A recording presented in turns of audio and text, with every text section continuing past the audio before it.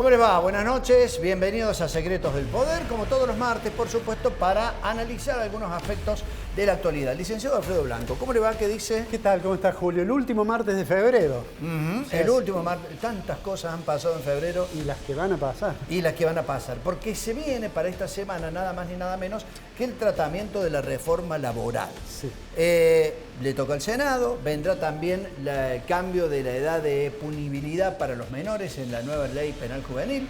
¿Algo para decir o te vas a referir solamente al aspecto económico en tu pueblo? No, vamos a hablar de la cosa económica. Una breve consideración vamos a hacer respecto de una decisión que está más allá de las fronteras de Argentina, que es la decisión de la Suprema Corte de los Estados Unidos, Sí, que le dijo a Trump que no puede tomar él decisiones sobre aranceles para las cuales no tiene facultades, y eso nos impacta indirectamente. Hablamos nosotros del acuerdo de Argentina con los Estados Unidos y dijimos, bueno, así como no era un hecho que fuera a cambiar sustancialmente la realidad de Argentina, esto tampoco la va a perjudicar sustancialmente. El hecho objetivo es que Argentina, que había obtenido cierta ventaja arancelaria respecto de otros países, bueno, eso la ha perdido. No afecta el caso de carnes, que va por otro camino, pero, digamos, vamos a hacer un breve comentario sobre eso y después vamos a hablar porque el domingo el presidente va a inaugurar el periodo de sesiones ordinarias. Entonces vamos a hacer algunas consideraciones sobre eso. Bueno, en un momento bastante particular porque algunas cuestiones están aparentemente bien. La imagen presidencial pareciera que está en un muy buen momento. Mucha gente de otros partidos políticos quieren pasar a la libertad de avance y sin embargo la economía muestra algunos números que están ahí como en duda, ¿no? Sí, vamos a hablar de esta cosa que ahora muchos analistas que eran muy optimistas empiezan a usar la palabra estanflación. Vamos a contar un poco sobre eso y cuáles son las chances de salir de ahí. Va a estar con nosotros un licenciado en economía que vos conoces perfectamente bien. Nos ha llegado uno de sus trabajos, Daniel Semiras. Sí. Se pregunta acerca de cómo estamos económicamente hoy en la República Argentina. Sí, vamos a hablar con Daniel cuál es la visión que él tiene de la situación macroeconómica y cuál cree que pueden ser las perspectivas a futuro. Decíamos que hay algunos actores de la política que hoy están viendo con buenos ojos participar de algún proyecto, sobre todo aquí en la provincia de Córdoba, embanderándose con la libertad avanza. ¿Sería esa la palabra? Sí, bueno, la noticia más notable sobre eso ha sido que Luis Juez decidió orgánicamente trabajar con el partido de Milei. Bueno, Soledad Carrizo, también ha sido diputada nacional por la Unión Cívica Radical, dice que está a punto de dar un paso hacia la libertad avanza y hay otros actores que tienen visión para ser candidatos a intendente, tal el caso de Juan Negri, que está ahí y se lo vamos a preguntar aquí en el programa si es uno de los que puede llegar a dar ese paso. Bueno, vamos. Hay muchísimas cosas más para comentar, solamente queremos expresar a partir del arranque de este programa nuestras condolencias para el señor José Ayaza, el titular del canal. El titular del canal, a raíz del fallecimiento de Hilda Nicola de Ayaza, su mamá. Bueno, José, desde aquí, por supuesto, desde el equipo de Secretos del Poder, nuestras condolencias y la paz necesaria para toda la familia para tratar de atravesar este difícil trabajo. Seguramente para José, que además tenía una relación excelente con su madre, son momentos duros, así que por eso nos solidarizamos con él. Bien, Secretos del Poder empieza de esta manera.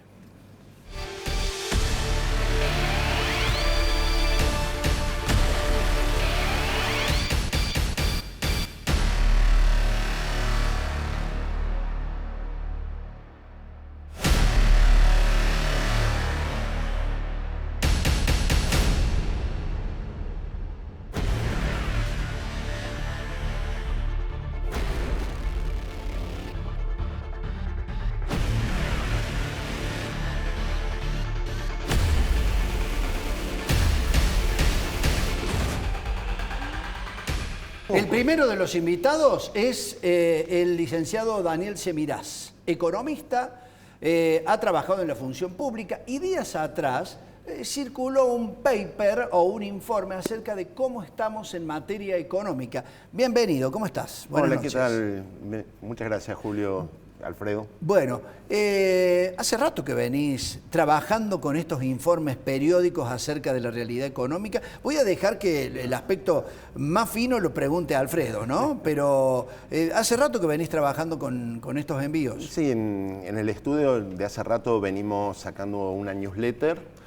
Prácticamente tiene una periodicidad diaria o cada 2 días la sacamos para digamos, los clientes habituales del estudio, venimos analizando distintos temas, fundamentalmente de economía nacional, pero también hay internacional, algunas cosas locales y demás, las cosas que van siendo de interés para ir haciendo el seguimiento de las variables. Bueno, y seguramente tu profesor va a tener alguna cosa que preguntarte sobre el trabajo.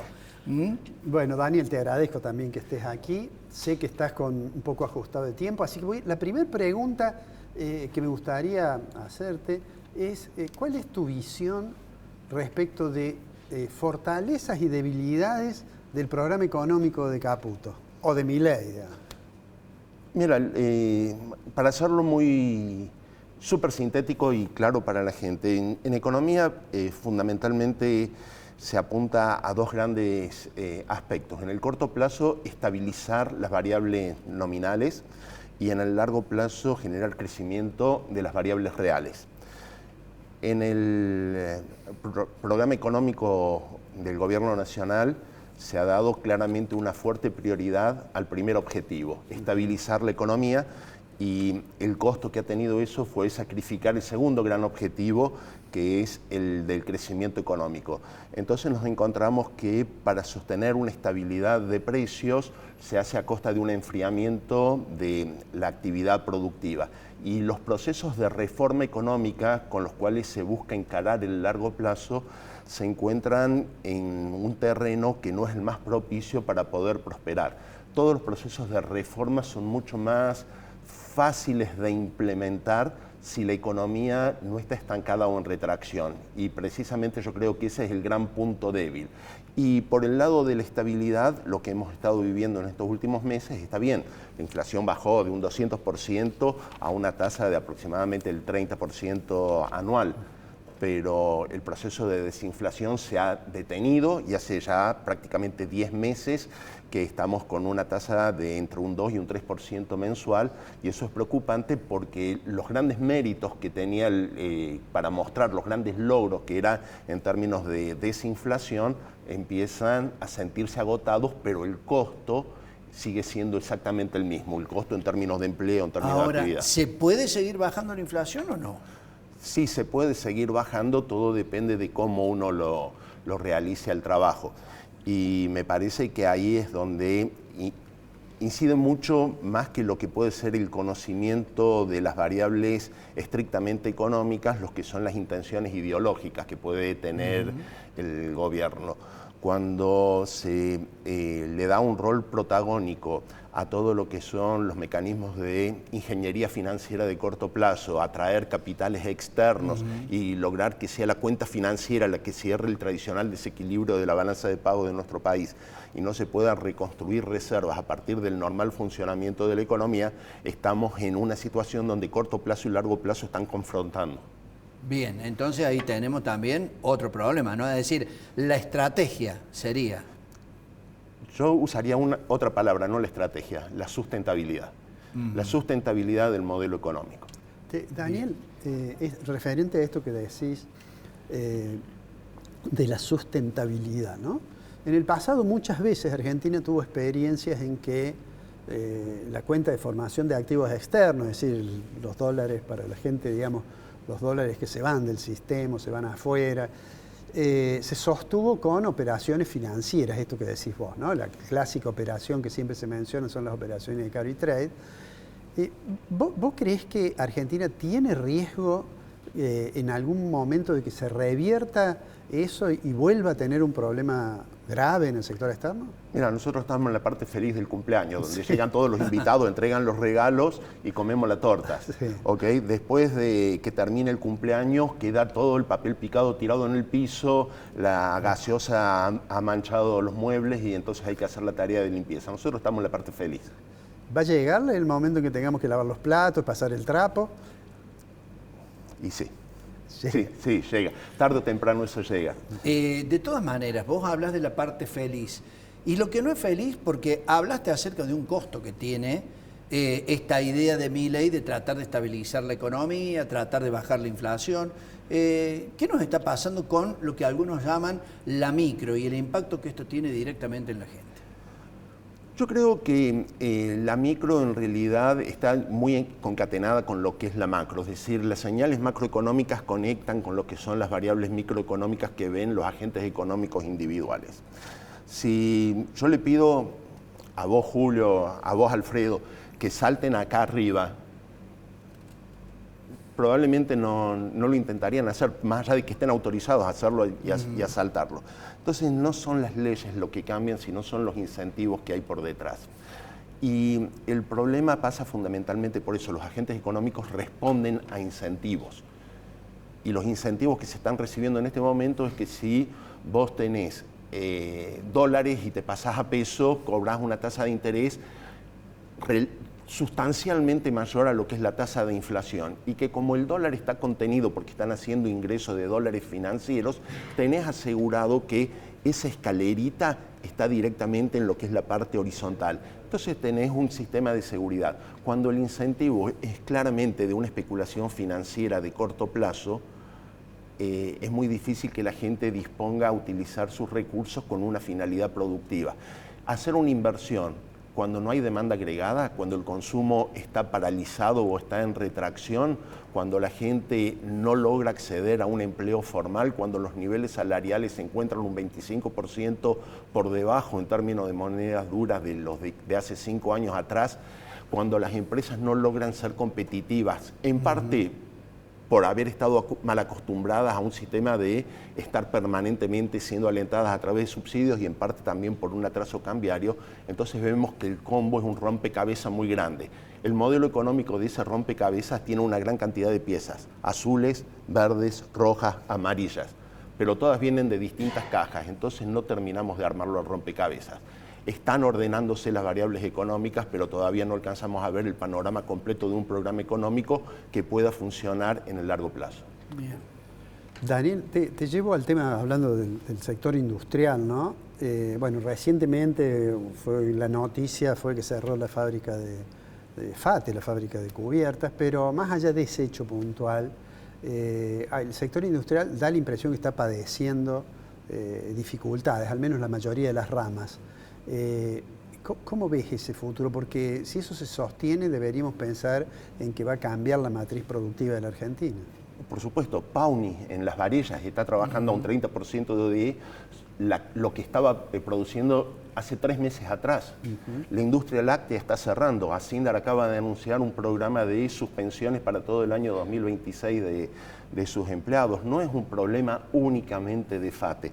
El problema es que el proceso de apertura económica, sin dar un sistema de acompañamiento para que las empresas logren ir acompañando esa mejora de competitividad terriblemente necesaria, nadie dice que está todo bien, ¿no? Es decir, hay muchos problemas en términos de lo que es el funcionamiento fundamentalmente del sector manufacturero en nuestro país, pero hacer un proceso indiscriminado de apertura económica coexiste con un sistema de cerramiento de empresas que no pueden adaptarse a esa rapidez de ese proceso de cambio. Entonces, me parece que haría falta un poco más de coordinación entre variables económicas que entran en conflicto entre sí. Trade-off, me enseñabas vos hace unos años atrás en la facultad. Bueno, casualmente, pero vos mencionaste que hay algunas empresas que están teniendo problemas a raíz de que estaban como acostumbradas ya a que si en una de esas tenían algún problema había un rescate o había algún subsidio. Estamos viendo Granja Tres Arroyos está pasando también por un problema realmente muy grave a partir de la importación de pollos desde Brasil. Mencionaste las empresas lácteas, Lácteos Verónica en la provincia de Santa Fe, está al borde del cierre. FATE, el mismo Martín Menem dijo, fabricaban neumáticos de mala calidad y 3 veces el precio superior a lo que venía de afuera. Pero digo, por ahí lo que dicen los industriales es que ante el gran cúmulo de impuestos que tienen por aplicar, impuestos municipales, provinciales, a veces no pueden competir. Bueno, y pasa justamente por ahí.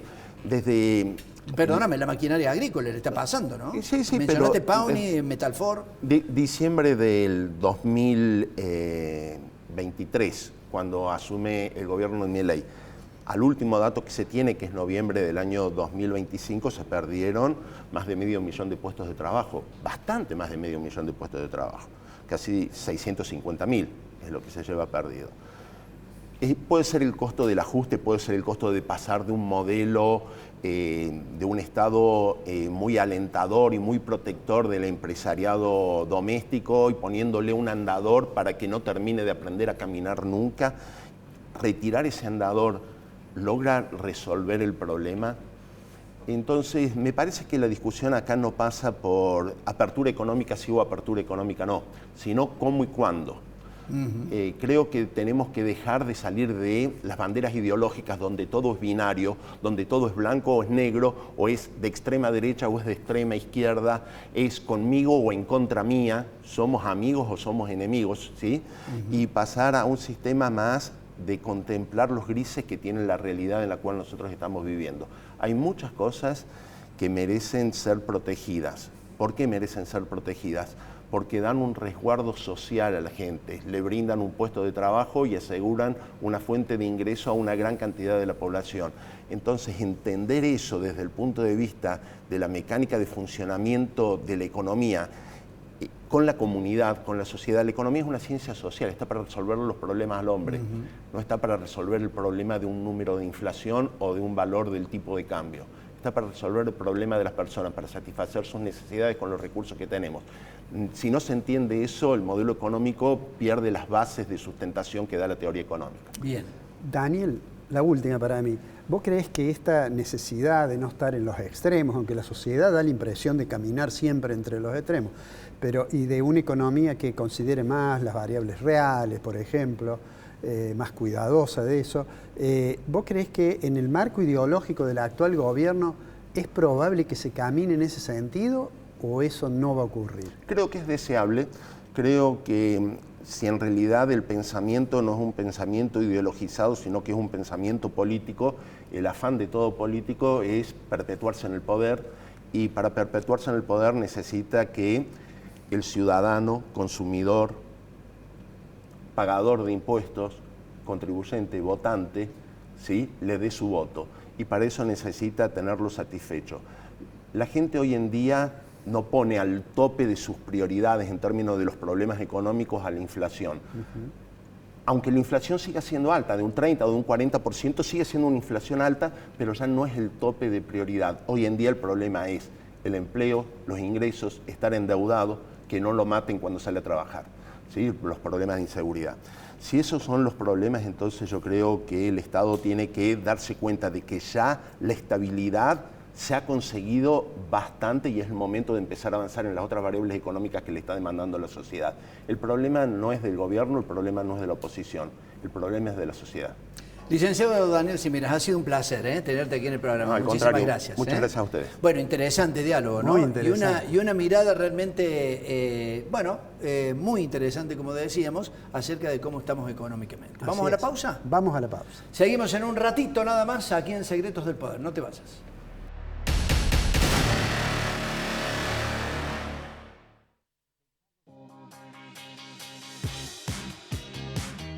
Acabamos de inaugurar la Plaza de la Palabra, nuestra plaza del Consejo Deliberante. Se denomina de la palabra porque la palabra es la fuente del Parlamento, la fuente del diálogo, del encuentro, de la construcción de consensos, que es lo que procuramos todos los días aquí en esta institución tan importante en nuestra ciudad. En este edificio, que también contribuye con la huella de carbono, porque genera energía con paneles fotovoltaicos, casi el 45% de lo que consumimos hoy. En una próxima inversión vamos a procurar generar el 100% de lo que consumimos, hasta los residuos, como la hierba, el café, los residuos que generamos se convierten en abono y fertilizante para nuestro flamante espacio verde. Excelente oportunidad de inversión. Departamentos de 2 y 3 dormitorios en Milénica Sagrada Familia y Milénica Autopista Carlos Paz. A $1,250 el metro cuadrado. Entrega y saldo financiado a 10 años en UVA o dólares, más tasa variable. Comercializa Grupo Dinosaurio. Seguimos recuperando espacios públicos de nuestra ciudad. En Barrio Müller y en la zona sur, los vecinos y vecinas ya disfrutan de plazas renovadas que vuelven a ser lugares de encuentro. La Plaza Libertad y el Parque El Quebracho ofrecen espacios para compartir, jugar y disfrutar en familia, con juegos infantiles inclusivos, equipamiento deportivo, nueva forestación y luminaria LED que mejora la seguridad. Continuamos impulsando obras que fomentan la convivencia y el bienestar de los vecinos de la ciudad. Córdoba AC. Córdoba sigue. EPEC, a la vanguardia tecnológica. Estamos instalando medidores inteligentes en toda la provincia. Un proyecto único en el país, que te permite consultar tu consumo en tiempo real y administrarlo eficientemente. Un salto de calidad para todos los usuarios. EPEC, la energía de Córdoba. Conocé nuestro espacio Urban Tech, ubicado en Avenida Rafael Núñez 4635, Cerro de las Rosas.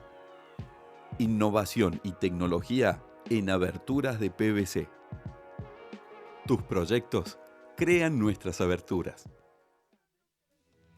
Prestigiosa, inclusiva, precursora, innovadora, proyectada hacia el futuro. Facultad de Ciencias Económicas. Universidad Nacional de Córdoba.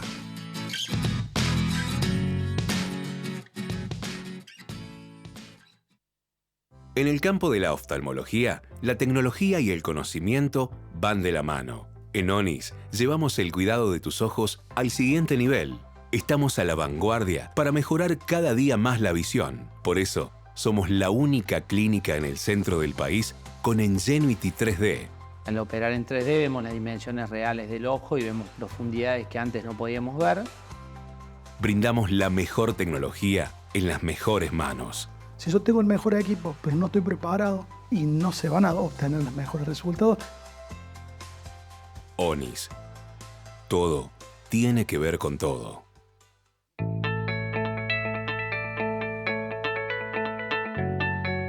¡Hey! Seguinos en TikTok.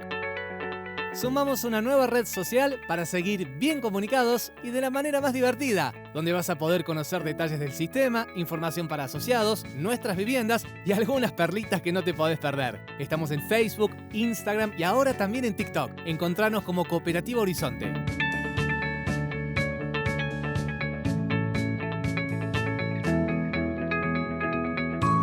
Horizonte, los pies sobre la tierra. Parabrisas Fabicur, la vida más segura. Cristales calidad original, stock permanente y distribución a todo el país. Servicios integrales para la gestión total del siniestro. Fabicur, más de 50 años fabricando calidad y seguridad. El Consejo Profesional de Ciencias Económicas es la institución que regula el ejercicio de las profesiones en ciencias económicas. Estar matriculado es un requisito obligatorio para ejercer. La matrícula habilita, respalda y conecta.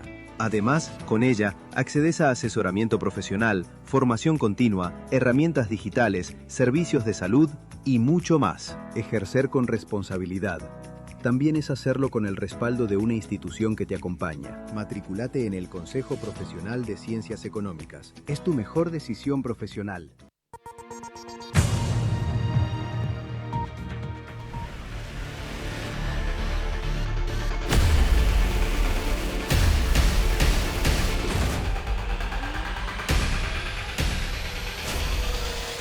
Seguimos en Secretos del Poder y ahora vamos a hablar un poco de política y de un fenómeno que observamos se está dando de manera repetitiva.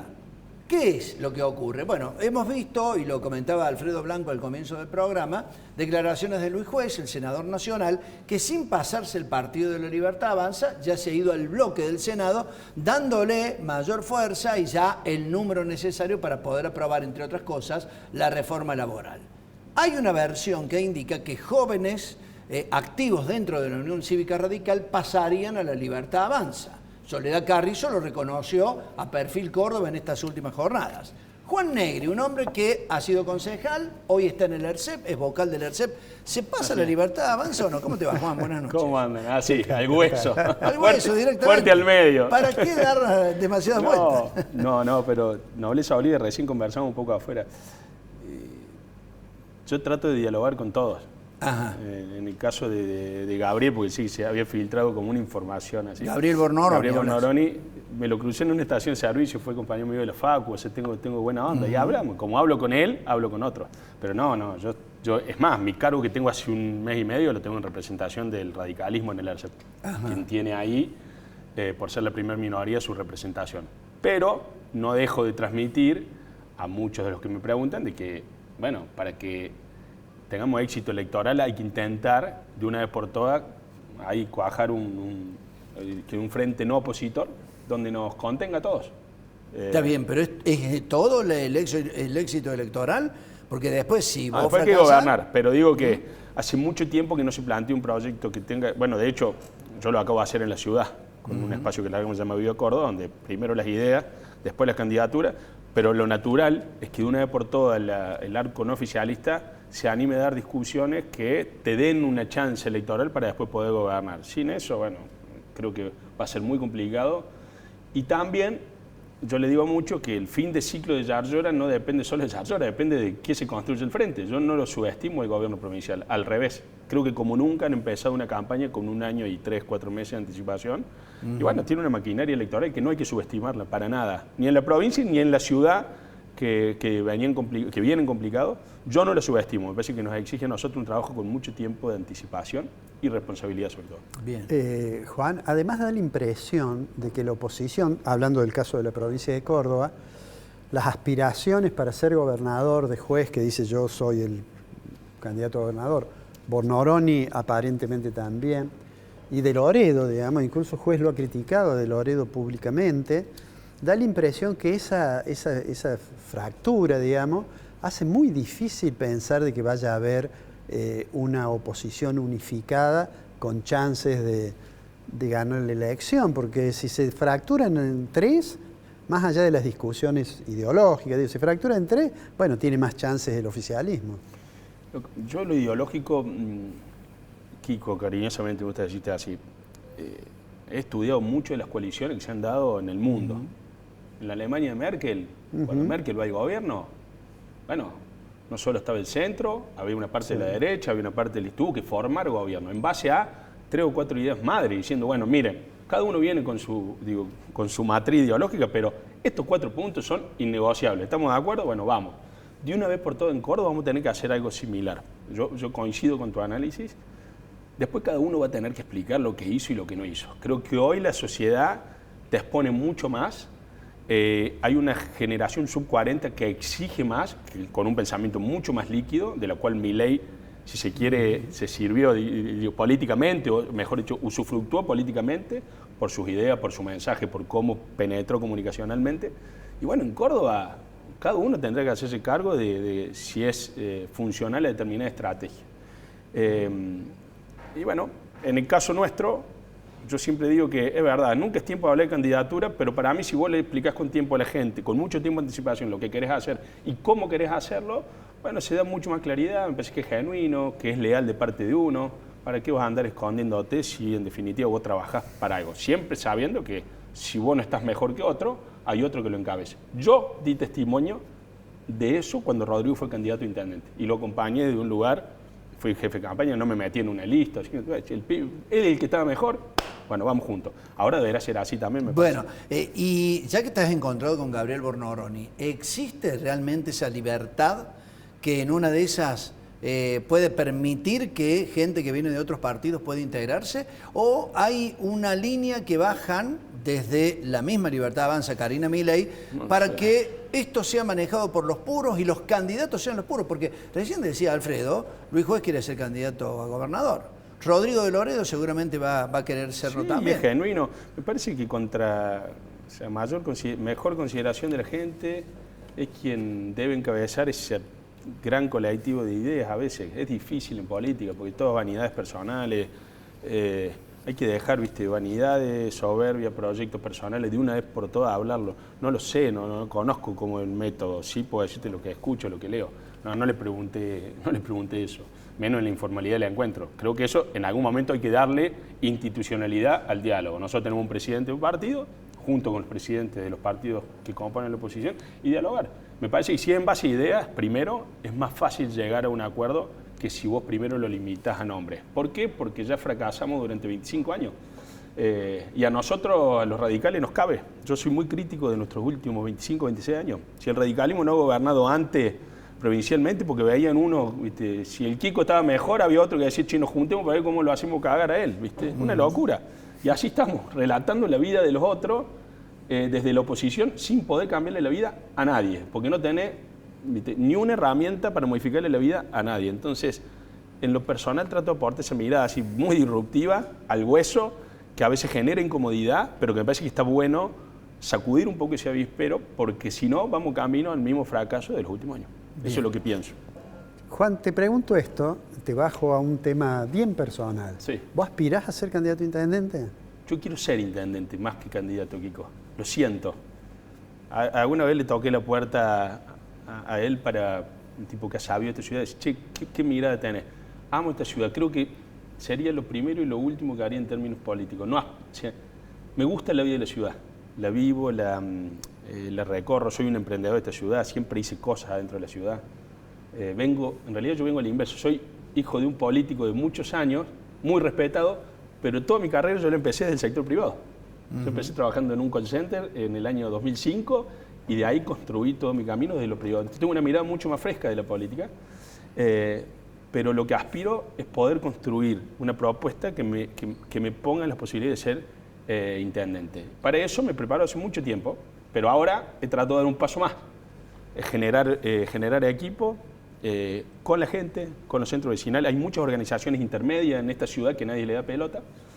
Y bueno, y la estoy recorriendo con mi responsabilidad en el ARCEP. Recién dijiste al pasar, Córdoba que tiene muchos problemas hoy por hoy con la gestión. Lo dijiste al pasar. ¿Qué mirada tenés? Digo, más profunda, ¿por qué lo ves así? Tiene dos. La primera, que Yarlora no le ha puesto ni el 2% en presupuesto de la ciudad, lo que le puso Schiaretti a él para que sea candidato a gobernador. La segunda, esto no es peyorativamente, pero creo que la ciudad necesita una mirada de tipo que mínimamente sepan en su actividad privada lo que es administrar algo, porque puede después administrar lo público y ni siquiera sabe cómo manejar lo propio. Y la tercera, lo que dije antes, poniendo el caso de Alemania, salvando las distancias en kilómetros, es que de una vez por toda esta ciudad se tendrá que poner de acuerdo entre todo el arco político y universidades por medio, organización intermedia, de qué es lo que quiere hacer con 4 temas centrales, vinculada al transporte, vinculada a su crecimiento demográfico desordenado que tiene, vinculada a la basura, que habrán visto lo que es este último tiempo. Perdóname, pero ya han convocado algunas veces a la universidad. El asunto es que por ahí hay algunas propuestas que no se escuchan. No se escuchan, y si a mí me tocase ser primero candidato para dar esa discusión, resignaría cualquier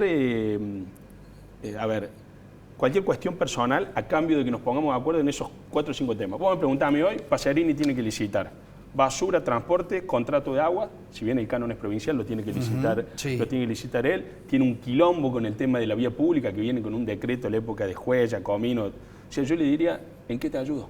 O sea, me encantaría ser intendente con esos temas ya resueltos. Claro. Y poder aportar, en el caso del Consejo, de una mirada de los centros de estudio que hemos formado algunos, ¿en qué te ayudo?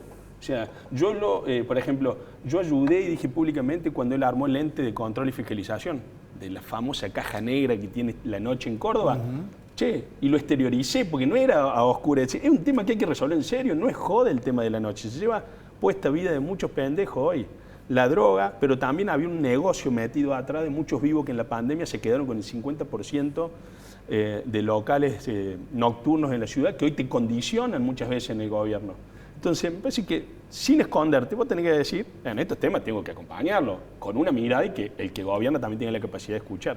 Me parece que todos hablamos de las últimas gestiones que tuvo el radicalismo, sobre todo la de Ramón Mestre Padre y la de Martí, pero tuvieron una visión mucho más humana. No era solo cemento, Córdoba, había una visión mucho más humana de las gestiones municipales, que son la primer puerta donde toca el vecino. Entonces, tengo esa mirada así, si me corre lo que pienso. Bien. Te hago una última pregunta, porque estás en el ARCEP. Mucha gente se pregunta, ¿para qué sirve el ARCEP? Yo también me he preguntado. Bueno, pero vos sos uno de los miembros. Bueno, y ahora que estás adentro. Yo soy hace un mes y medio y me propuse darle vuelta pata para arriba, no con los que están adentro, que se me ofenden, sino con que la gente sepa qué es lo que hace, por qué lo hace, porque hay un montón de técnicos muy valiosos adentro, los que gerencian las distintas áreas, ¿viste? Que se ocupan del tema del agua, de la electricidad, es un tipo de estudiosos, ingenieros que están hace un tiempo. Pero me encontré con tres temas que son para mí cruciales. El ARCEP se financia en un porcentaje que usted lo encuentra en la boleta del agua, de la luz, de lo que paga el usuario, ¿no es cierto? Pero cobra la empresa. Quiere decir que este ente lo creó Mestre Padre para defender a los usuarios, pero en definitiva lo terminaron desvirtuando tanto que hasta la financiación del ARCEP no tiene nada que ver con su origen de defender a los usuarios. Lo segundo, yo empecé a decir ahora, tengo buena onda con el presidente y demás, pero le digo, che, alguna vez tiene que ser noticia de que le paramos el carro a las empresas públicas que son privadas, que te cobran IVA en tu boleta. Vos pagás IVA, pagás ingresos brutos, pagás una sobretasa del 16% en el agua, del 9,9% en la luz, todo demencial, de que le digan que no a un aumento. Y lo tercero, me permite hoy, lógicamente, yo ya venía con un camino recorrido, exponer y hacer docencia, no solo sobre lo que te cobran, sino qué hacer en los casos de que tus tarifas no son las correctas, no te pudiste dar el subsidio, o sea, la cantidad de tarifas sociales que hay en lugares muy postergados de la ciudad de Córdoba. Bueno, me he puesto, y para mi sorpresa, digitalmente no tiene fin. O sea, me pasa inclusive, puesto exponencialmente, es mucho más fuerte que cuando yo fui concejal. Porque tiene que ver no solo con el bolsillo de la gente, sino que realmente no se la bancan más. Siento que es un talón de Aquiles del gobierno. Y es cierto, hay una cuestión, no tenés defensa. No tenés defensa, y yo le digo la verdad, yo no puedo dar vuelta un aumento, porque también el sistema los desvirtuaron tanto que tienen mayoría automática en ese directorio. Pero sí hay información. Y me está faltando el interurbano, que es otro talón de Aquiles post saca de subsidio y demás, que también hay mucho reclamo ahí. Pero bueno, me permite explicarlo, Kiko, blanquear mucha información que no se conoce, y a veces levantar una voz hace que no solo los que están ahí, sino que las empresas que van pidiendo muchas veces los aumentos empiecen a tener mucho más cuidado y tengan que explicarlo mucho más. Yo participo en las audiencias que no se participaba nunca, por ejemplo. Bien. Juan Negri, te agradecemos por la participación en el programa. Gracias. Un placer. Ha sido muy interesante tenerte acá. Nos vamos a la pausa. En instantes habla el licenciado Alfredo Blanco. Su columna y la gran pregunta de esta estanflación. ¿Se puede salir? Ya seguimos.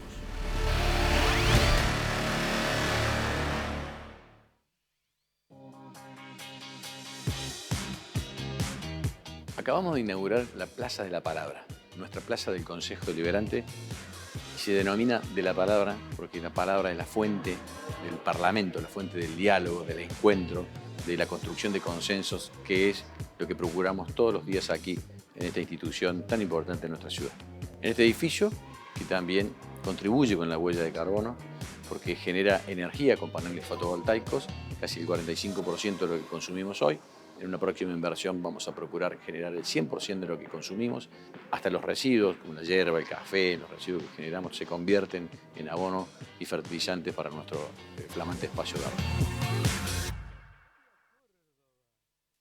Excelente oportunidad de inversión. Departamentos de 2 y 3 dormitorios en Milénica Sagrada Familia y Milénica Autopista Carlos Paz. A $1.250 el metro cuadrado. Entrega y saldo financiado a 10 años en UVA o dólares, más tasa variable. Comercializa Grupo Dinosaurio.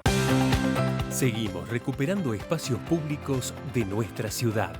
En Barrio Müller y en la zona sur, los vecinos y vecinas ya disfrutan de plazas renovadas que vuelven a ser lugares de encuentro. La Plaza Libertad y el Parque El Quebracho ofrecen espacios para compartir, jugar y disfrutar en familia, con juegos infantiles inclusivos, equipamiento deportivo, nueva forestación y luminaria LED que mejora la seguridad. Continuamos impulsando obras que fomentan la convivencia y el bienestar de los vecinos de la ciudad. Córdoba hace, Córdoba sigue. EPEC, a la vanguardia tecnológica. Estamos instalando medidores inteligentes en toda la provincia. Un proyecto único en el país que te permite consultar tu consumo en tiempo real y administrarlo eficientemente. Un salto de calidad para todos los usuarios. EPEC, la energía de Córdoba. Conocé nuestro espacio Urban Tech, ubicado en Avenida Rafael Núñez 4635, Cerro de las Rosas. Innovación y tecnología en aberturas de PVC. Tus proyectos crean nuestras aberturas.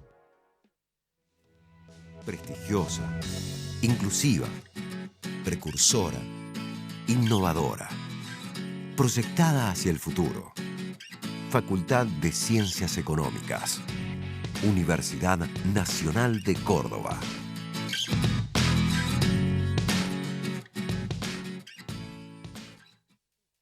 En el campo de la oftalmología, la tecnología y el conocimiento van de la mano. En ONIS llevamos el cuidado de tus ojos al siguiente nivel. Estamos a la vanguardia para mejorar cada día más la visión. Por eso, somos la única clínica en el centro del país con Ingenuity 3D. Al operar en 3D vemos las dimensiones reales del ojo y vemos profundidades que antes no podíamos ver. Brindamos la mejor tecnología en las mejores manos. Si yo tengo el mejor equipo, pero no estoy preparado y no se van a obtener los mejores resultados. ONIS. Todo tiene que ver con todo.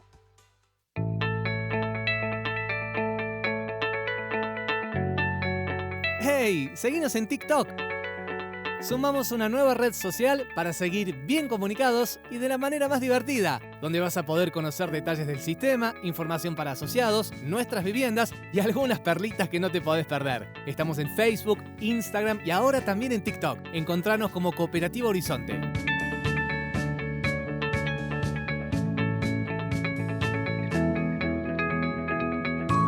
Horizonte, los pies sobre la tierra. Parabrisas Fabicur, la vida más segura. Cristales calidad original, stock permanente y distribución a todo el país. Servicios integrales para la gestión total del siniestro. Fabicur, más de 50 años fabricando calidad y seguridad. El Consejo Profesional de Ciencias Económicas es la institución que regula el ejercicio de las profesiones en ciencias económicas.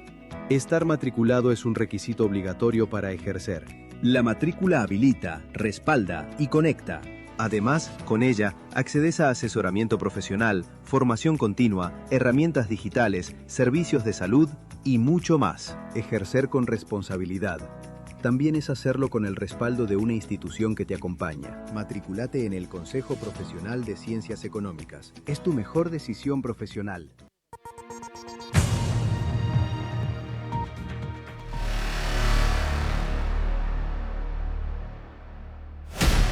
Bueno, vamos a nuestro comentario de esta semana. Como decíamos al comienzo del programa, en la editorial sobre economía de esta semana quiero comenzar haciendo una referencia a un hecho que es la relación de Argentina con los Estados Unidos, en particular de Milei con el presidente Trump. Recuerdan que hace algunas semanas pusimos una imagen, que es la que ustedes tienen allí, para anunciar de que Argentina firmaba un acuerdo con los Estados Unidos por el cual recibía muchos beneficios en términos de aranceles y a su vez otorgaba beneficios a los fines de inversión, etc. En aquella oportunidad nosotros dijimos que era una buena noticia, que cualquier cosa que pudiera expandir el comercio era bueno, pero que no había que esperar tampoco un cambio revolucionario. En realidad, esta semana ocurrió algo que le ha hecho perder a Argentina la ventaja que tenía de haber conseguido reducciones arancelarias. ¿Por qué? Porque la ventaja que tenía Argentina es que sobre otros países, por ejemplo Brasil, China, Trump le había puesto aranceles muy altos. Y entonces Argentina, con este acuerdo, obtenía una ventaja relativa. Lo que en realidad ha ocurrido ahora, yo digo, en una saludable decisión de la Suprema Corte de Justicia de los Estados Unidos, es que le dijeron al presidente Trump, eso que usted hace de poner esos aranceles es inconstitucional. Y entonces, a raíz de eso, digamos, le desaparece esa ventaja relativa que tenía Argentina. Esta es la noticia, diría, menos positiva que tiene para Argentina. Si bien en algunos rubros se mantiene, porque iba por otra vía, se mantienen las ventajas obtenidas. Caso típico, el aumento de la cantidad de toneladas de carne que Argentina va a poder colocar en el mercado americano, en el mercado de Estados Unidos. Por supuesto, eso quizás tenga un efecto también sobre el precio interno y le complique el objetivo de inflación al gobierno, pero digamos que es una buena noticia para el sector cárnico que se mantiene. El gobierno tuvo otras buenas noticias. Vimos en el balcón del Parlamento a lo que es, yo diría, el núcleo duro del gobierno, la hermana del presidente, Karina Milei, el jefe de gobierno que antes era vocero, Adorni, y el nuevo ministro del Interior, festejando, aplaudiendo en el momento en que se aprobaba una norma que tenía que ver con una reforma al mercado de trabajo. Eso fue del Senado, fue luego a diputados, hubo una gran discusión por un artículo que afectaba las licencias por enfermedad.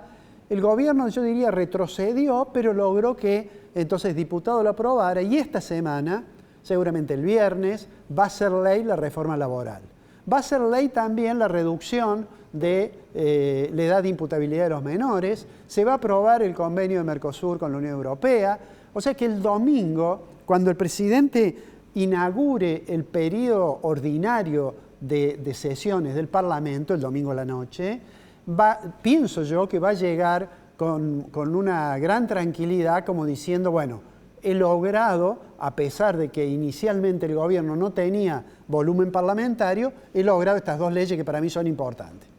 Yo he dicho, y lo voy a volver a decir hoy, que la reforma laboral tiene muchos aspectos que son necesarios, pero que también nadie de los muchos que opinan ha leído los 200 y pico de artículos que tiene la ley, y lo que sobre todo he remarcado, que nada garantiza que por modificar la ley va a haber mayor empleo. ¿Y por qué digo esto? Porque el empleo tiene que ver con otra cuestión. Hablábamos con Semiraz respecto de los problemas que hay en la economía real. El gobierno y el gabinete económico tiene una gran, yo diría, expertise en el manejo de las variables financieras.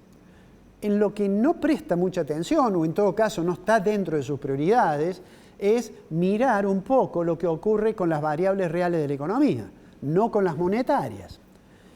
Fíjense que entonces muchos analistas que hace algún tiempo decían que íbamos por muy buen camino, a pesar de eso han comenzado a preocuparse por este fenómeno que se llama estanflación. Miren, hace muchos años, a mediados del siglo XX, un economista neozelandés, Phillips, estudió, para el caso del Reino Unido, y descubrió que había una relación entre el nivel de cambio de los precios, la inflación, y el nivel del desempleo. Entonces él llegó a la conclusión y dibujó una curva que mientras más alto era el desempleo, entonces la inflación era más baja. Y mientras más alta era la inflación, más bajo era el desempleo. Eso funcionó más o menos, y de ahí viene aquello que algunos decían, un poquito de inflación viene bien, funcionó más o menos hasta los años 70. En los 70, después de la crisis del petróleo, protagonizado por los países de la OPEP, se desapareció y se dijo, no, en realidad no es que si yo tengo más desempleo tengo menos inflación. Puede haber inflación y puede haber desempleo. Y hablando de inflación, el director ha puesto allí el gráfico que yo digo refleja el principal logro que exhibe el gobierno y que fue el mecanismo que le dio una gran tranquilidad en las últimas elecciones. Allí tienen ustedes cómo varió mes a mes el índice de precios al consumidor y cómo llegó a un mínimo, que ustedes lo pueden apreciar allí en la pantalla, a un mínimo del 1,5 en mayo del año pasado. Esa es la gran fortaleza política con la cual el gobierno fue a las elecciones. Sin embargo, a partir de mayo apareció una tendencia creciente en el índice de precios al consumidor. Le voy a pedir que pongamos la siguiente placa que muestra más acabadamente qué pasó desde mayo. Eso es lo que ocurrió desde mayo. De aquel 1,5 comenzó a crecer hasta el último dato que hemos tenido, que es el de enero de 2,9. Y es altamente probable que febrero también empiece con 2. Entonces allí el gobierno enfrenta un problema. ¿Cuál es el problema? Que tiene el nivel de actividad resentido y tiene inflación. Es por eso los economistas, en particular, digamos, desde los años 70 del siglo pasado, cuando se abandonó la confianza en esa curva de Phillips que decía que mayor desempleo era menor inflación y menor inflación era deseable, pero tenía un costo en términos de empleo. Bueno, apareció de que había desempleo y había inflación.